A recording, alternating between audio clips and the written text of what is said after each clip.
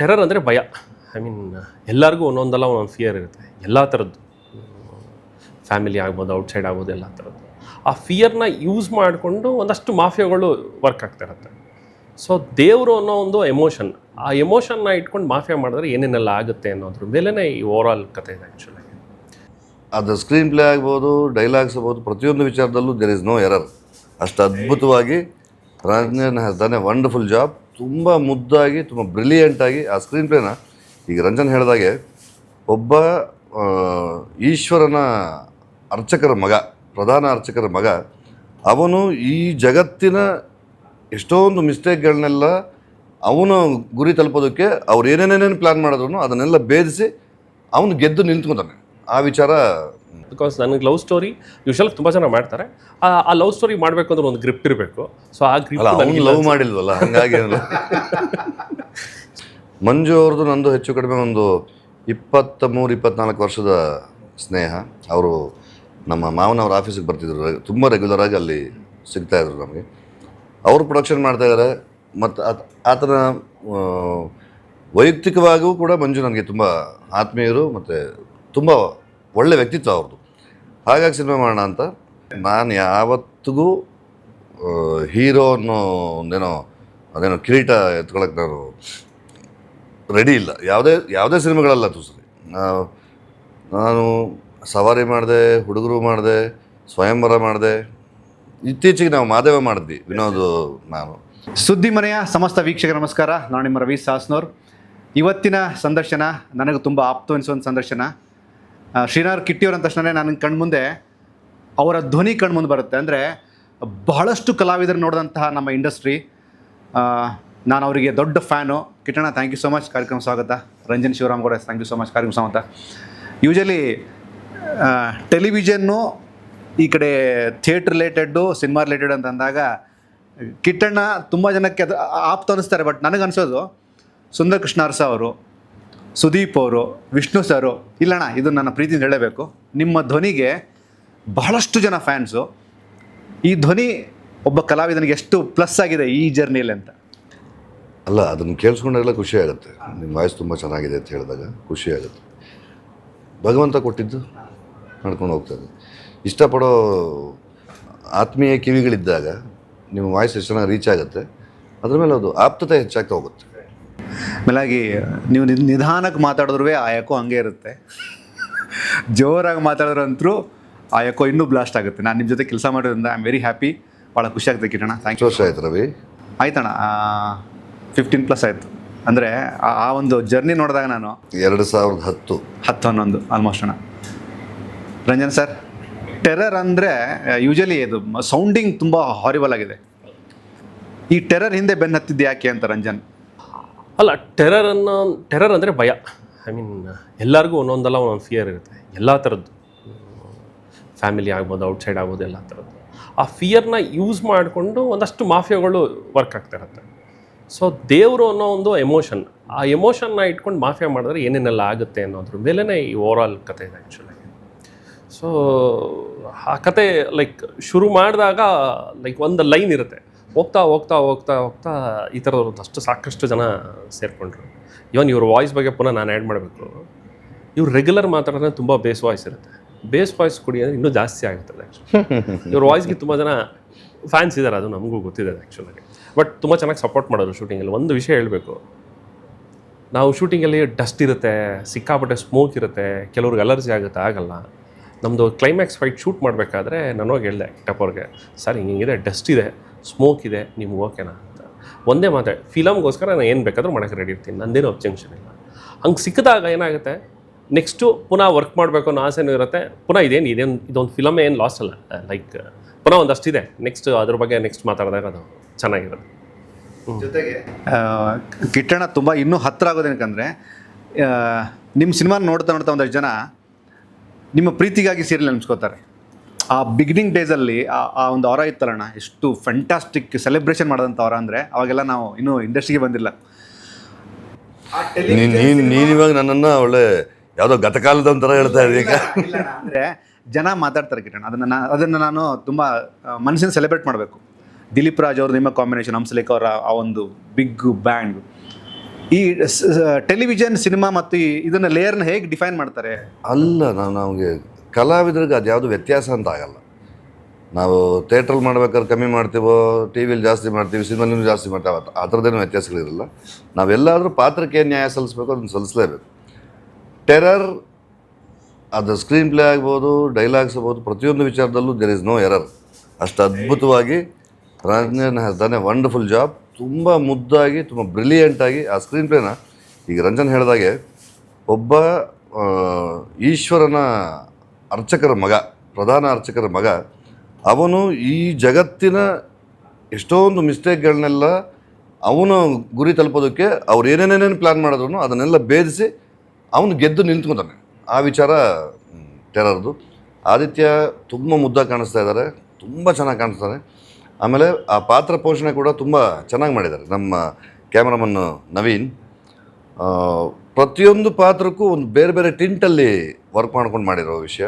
ಆಮೇಲೆ ಕಾಸ್ಟ್ಯೂಮ್ಸ್ ಆಗ್ಬೋದು, colour palette ಆಗ್ಬೋದು, ಪ್ರತಿಯೊಂದು ರಂಜನ್ ತುಂಬ ಮುದ್ದಾಗಿ ಪ್ಲ್ಯಾನ್ ಮಾಡಿದ್ರಿಂದ ನಮ್ಗಳಿಗೆ ಯಾರಿಗೂ ಏನೂ ಕನ್ಫ್ಯೂಷನ್ ಇಲ್ಲ. ದೇವಣ್ಣ ಇದ್ದಾರೆ, ಶಶಿ ಇದ್ದಾರೆ, ಶರತ್ ಇದ್ದಾರೆ, ಕುಮಾರ್ ಬಂಗಾರಪ್ಪ ಸರ್ ಇದ್ದಾರೆ, ಶೋಭರಾಜ್ ಇದ್ದಾರೆ, ಧರ್ಮ ಇದ್ದಾರೆ, ನಮ್ಮ ಕೋಟೆ ಪ್ರಭಾಕರ್ ಇದ್ದಾರೆ, ಮತ್ತು ಜೋಸೈಮನ್ ಅವ್ರ ಮಗ ಜೋಸೈಮನ್ ಸರ್ ಇದ್ದಾರೆ, ಜೋನು ಇದ್ದಾರೆ, ಜೋ ಸರ್ ಇದ್ದಾರೆ, ಅವ್ರ ಮಗ ಜೀತು ಒಂದು ದೊಡ್ಡ ಪಾತ್ರವರ್ಗನೇ ಇದೆ. ಒಂದು ಸ್ಪೆಷಲ್ ಸಾಂಗ್ ಮಾಡೋದಕ್ಕೆ ಅಂತ ಶಿವಾಂಗಿ ಅಂತ ಒಂದು ಹುಡುಗಿ ಮಾಡಿದೆ. ಮತ್ತೊಂದು ಪ್ರಮುಖವಾದ ಪಾತ್ರ ಅಕ್ಷರ ಗೌಡ, ಆ ಹುಡುಗಿ ಮಾಡಿದೆ. ಪ್ರತಿಯೊಂದು ಪಾತ್ರಕ್ಕೂ ಅದೇನು ಮಾಡಬೇಕು ಅನ್ನೋದನ್ನು ನಿರ್ದೇಶಕರು ಮೊದಲೇ ರೂಪಿಸ್ಕೊಂಡಿದ್ರು. ಸ್ಕ್ರೀನ್ ಪ್ಲೇ ತುಂಬ ಚೆನ್ನಾಗಿ ಮಾಡ್ಕೊಂಡಿದ್ರು. ಎಲ್ಲ ಪಾತ್ರಕ್ಕೂ ಒಂದು ಬಿಗಿನಿಂಗ್, ಒಂದು ಎಂಡ್ ತುಂಬ ಚೆನ್ನಾಗಿ ಮಾಡ್ಕೊಂಡಿದ್ರು. ಹಾಗಾಗಿ ಸಿನಿಮಾ ಈಗ ತುಂಬ ಮುದ್ದಾಗಿ ಮೂಡಿ ಬಂದಿದೆ.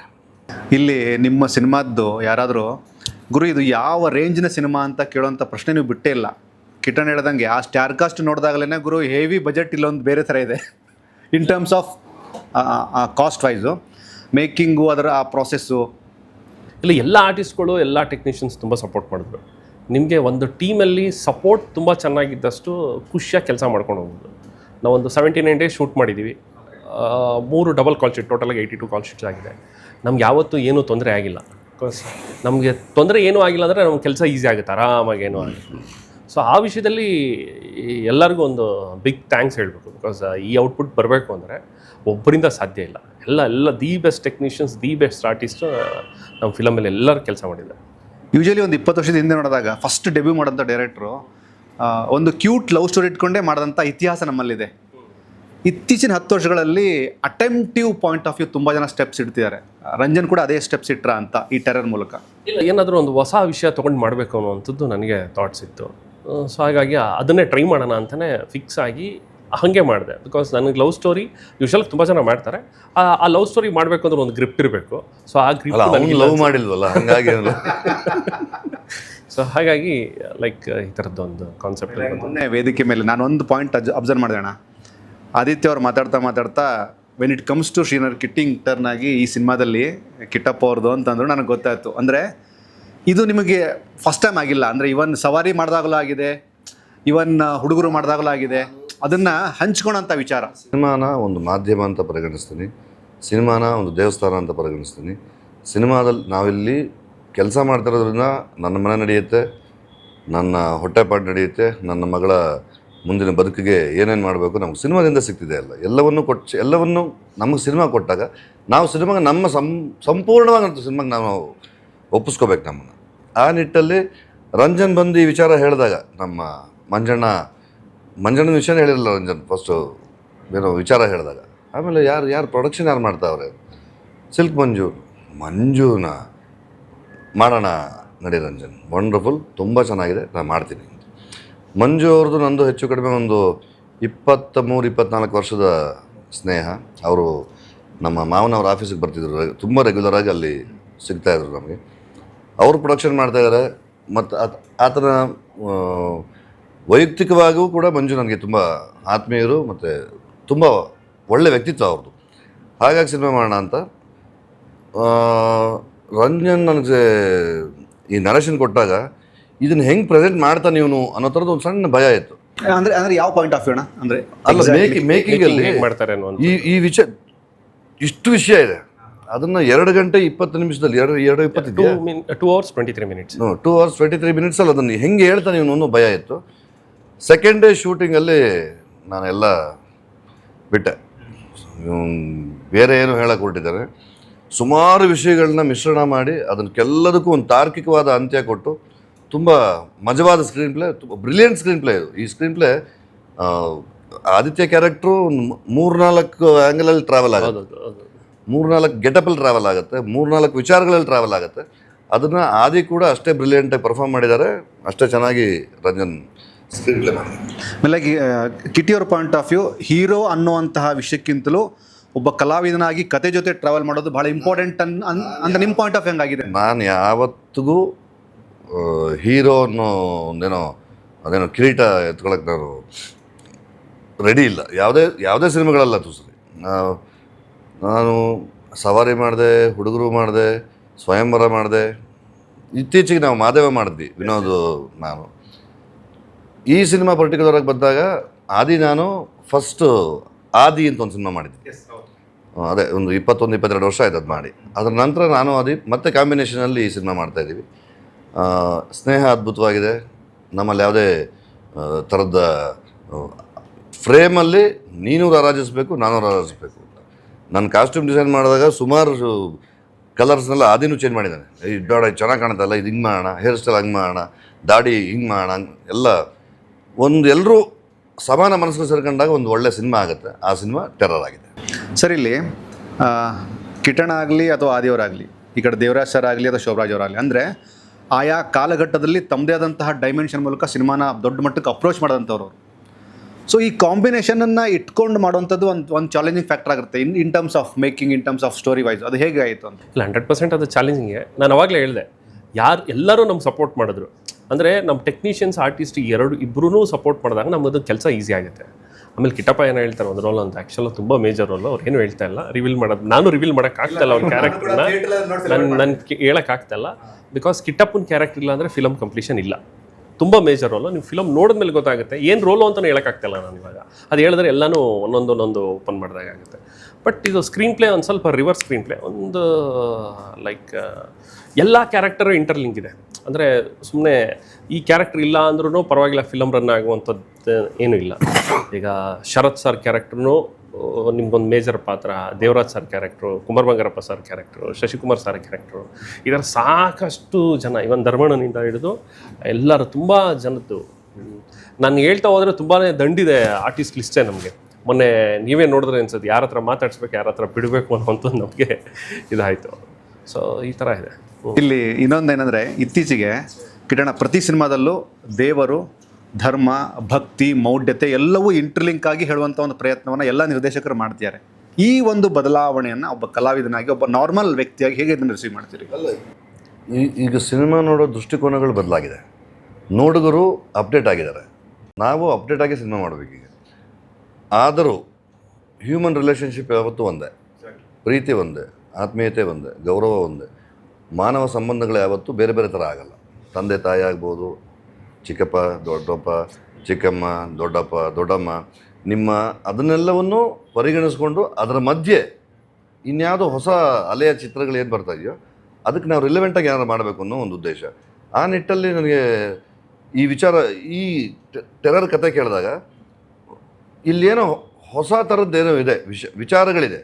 ಆಮೇಲೆ ಹೇಳಕ್ಕೆ ಹೊರಟಿರೋ ರೀತಿ ತುಂಬಾ ವಿಭಿನ್ನವಾಗಿದೆ, ಫ್ರೆಶ್ ಆಗಿದೆ. ಎಲ್ಲೂ ಯಾರಿಗೂ ಏನೂ ಕನ್ಫ್ಯೂಷನ್ ಆಗಿರೋ ಥರ ಪ್ಲೇ ಮುದ್ದಾಗಿ ನಡ್ಕೊಂಡು ಹೋಗುತ್ತೆ. ಈಗ ನಾವು ಬೇರೆ ಯಾರಿಗೂ ಹೋಲಿಸೋದು ಬೇಡ, ನಮ್ಮಲ್ಲೇ ಇತ್ತೀಚೆಗೆ ಬಂದಿರೋ ಸಿನಿಮಾಗಳ ತುಂಬ ವಿಭಿನ್ನವಾದಂಥ ಒಂದು ಚಿತ್ರಕಥೆ ಹೊಂದಿರೋ ಸಿನಿಮಾ ಟೆರರ್. ಅದೆಲ್ಲ ಸಂಪೂರ್ಣ ಕ್ರೆಡಿಟ್ನ ನಾವು ರಂಜನ್ಗೆ ಕೊಡಬೇಕು. ಅಷ್ಟು ಚೆನ್ನಾಗಿ ಅದನ್ನು ಮಾಡಿಕೊಂಡು ಅವ್ರ ಟೀಮ್ ಜೊತೆಲ್ಲ ಕೂತ್ಕೊಂಡು ಡಿಸ್ಕಸ್ ಮಾಡಿ ಸುಮಾರು ನಾವು ಈ ಸಿನಿಮಾ ಒಂದು 3 ವರ್ಷ ಕೆಲಸ ಮಾಡಿದ್ವಾ, 3-3.5 ವರ್ಷ ಈ ಸಿನಿಮಾ ಕೆಲಸ ಮಾಡಿದ್ದೀವಿ. ಅದಕ್ಕೆ ಬೆನ್ನೆಲುಬಾಗಿ ನಿಂತಿರೋದು ಮಂಜು ಮತ್ತು ನಮ್ಮ ರವಿಯವರು ಮತ್ತು ಸ್ಮಿತಾ ವಸಿಷ್ಠ ಅವರು. ಅವರುಗಳು ಯಾವುದೇ ರೀತಿ ಇನ್ಹಿಬಿಷನ್ಸ್ ಇಲ್ದಿರ ಕತೆ ಏನು ಡಿಮ್ಯಾಂಡ್ ಮಾಡುತ್ತೆ, ಪಾತ್ರವರ್ಗ ರಂಜನ್ ಇಷ್ಟುದಲ್ಲಿ ಇಷ್ಟು ಕೊಟ್ಟಿದ್ದು, ಇನ್ನೂ 3-4 ಜನ ಕಲಾವಿದರಿದ್ದರು, ಅವ್ರನ್ನೂ ಹಾಕ್ಬಿಟ್ಟು ಹೆಚ್ಚು ಕಡಿಮೆ ಮುಕ್ಕಾಲು ಇಂಡಸ್ಟ್ರಿ ಸಿನಿಮಾದಲ್ಲಿ ಇರ್ತಾಯಿತ್ತು. ಅವ್ರಗಳ ಡೇಟ್ಸ್ ಅಭಾವ ಇದ್ದಿದ್ದರಿಂದ ಅವ್ರನ್ನ ಬಿಟ್ಟು ನಾವು ಸಿನಿಮಾ ಮುಗಿಸಿದ್ವಿ. ಅಂದರೆ ರಂಜನ್ ಅವ್ರ ವಿಜನ್ ಇನ್ನೂ ಇದಕ್ಕಿಂತಲೂ ಒಂಚೂರು ಜಾಸ್ತಿ ಇತ್ತು ವಿಜನ್ ಆಗರೆ. ಇನ್ನೊಂದಷ್ಟು ಇವ್ರು ಅನ್ಕೊಂಡೆ ಇನ್ನೊಂದು 3 ಜನ ಬರಬೇಕಾಯ್ತು 3 ಮೆಂಬರ್ಸ್. ಬಟ್ ಅದೇ ಡೇಟ್ಸ್ಗಳು ಆಮೇಲೆ ನಮ್ಗೆ ಏನಾಗುತ್ತೆ ಅಂದರೆ ಎಲ್ಲ ದೊಡ್ಡ ಆರ್ಟಿಸ್ಟ್ ಬಳಗ ಇರೋದ್ರಿಂದ ಎಲ್ಲರದು ಮ್ಯಾಚ್ ಆಗಬೇಕು, ಅದು ನಮಗೆ ಸಮಸ್ಯೆ ಆಯಿತು. ಇಲ್ಲಾಂದರೆ ಮಾಡಬೇಕಾಗಿತ್ತು. ನೆಕ್ಸ್ಟ್ ಮುಂದಿನ ದಿನಗಳಲ್ಲಿ ಅವರು ಖಂಡಿತವಾಗ್ಲೂ 100% ಆಗ್ತಾರೆ. ರಂಜನಿಗೆ ಮುಂದೆ ಒಂದು ಸಿನಿಮಾ ಏನು ಪ್ಲಾನ್ ಮಾಡ್ಕೊಂಡಿದ್ದಾರೋ ಅದು ತೀರಾ ವಾಸ್ಟಾಗಿದೆ ವಿಚಾರ. ಆಗಲಿ, ಒಳ್ಳೇದಾಗತ್ತೆ. ಗುಡ್ ಲಕ್ ರಂಜನ್, ಒಳ್ಳೇದಾಗಲಿ.